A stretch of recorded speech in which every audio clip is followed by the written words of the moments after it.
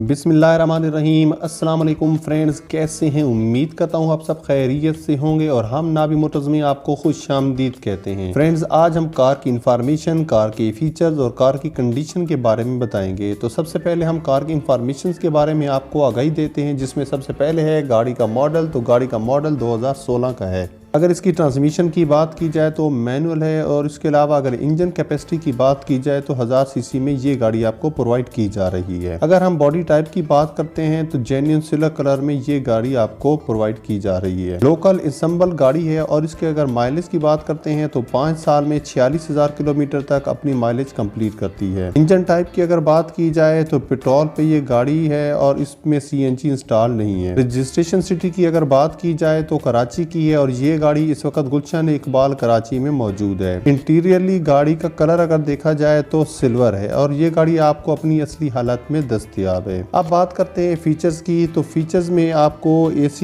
इसमें मौजूद है, पावर विंडो इसमें है, पावर स्टीयरिंग है, अलॉय रिम्स हैं, उसके अलावा FM रेडियो और CD प्लेयर भी इसमें मौजूद है।